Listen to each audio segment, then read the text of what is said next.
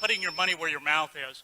When I come and do these things and do them live, and then you don't know what you're going to get, you know. So they asked me to do the brain maps on some people that were having the bars done, and it's like, okay, that's good. You know, I'm open. I'm always pushing the envelope. I'm on the front of the curve that's on the front of the curve. We have to look back to see where the cutting edge is.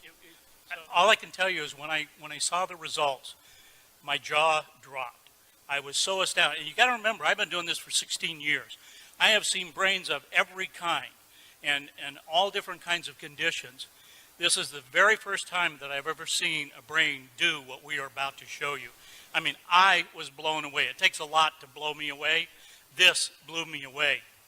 So why don't you tell them? Okay, so we didn't mention yesterday that one of the things we do is called bars, and it's 32 points on the head that are designed basically to delete file on your computer bank so that you can create a change in any way you want. So everything, you know, the bars are a soft touch. You put on particular points of the head.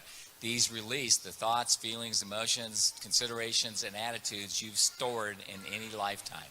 And the end result is, you know, worst case scenario, your whole life changes.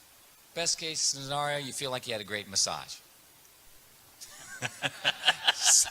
We have several different databases, ways that we can look at this information, and that adds a level of credibility and reliability.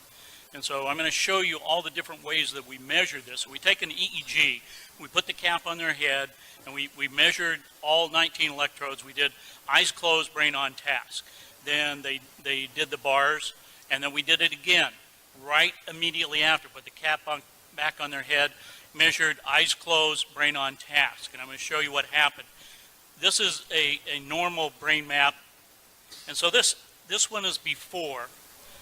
This was, and you can see the red area that's lit up. That's the area that we identify as PZ. And it's showing that it's, you know, roughly 3 standard deviations above what would be considered normal. So they did, I think it was an hour and a half of running the bars. And then immediately after that, we did it again. And here's what it looks like. Can you see a difference? Yeah, all right. So this was one measure that we were able to look at. Let's take another glance at something. It's called S-Loretta, and that stands for Scientific Low-Resolution Electromagnetic Tomography. But forget about that. Here's what it looks like. It came out showing us here, pointer down here where this little red line is, and this area is PZ. That's where it was lit up before. We have a different scale, and down here it's showing us that yellow is 3 standard deviations above what's normal. Well, we know it's at 2.7 hertz. It's in the delta range, so it's a low frequency, but down here it says it's 4.97. So it's almost 5 standard deviations above what is considered normal. It is off the scale of what we're seeing here. So here after is what it looked like. See, you can see the dark color here is the normal range. It's also saying that the change happened at 2 hertz. Okay, well, that's all well and nice. There's another part that we look at here that is called the S-Loretta part here. And it gives us a triangulation. So we have what's called an x-axis, this black line here. Then the one pointing up in the air is a y-axis, and then we have a z-axis. So we get this triangulation. It's showing us exactly where. And you see this stuff here in the back of the brain? Well, that's PZ.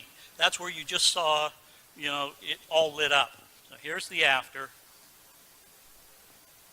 It's gone. It's gone. This doesn't happen in my world of measuring brains. Not in a matter of a few minutes.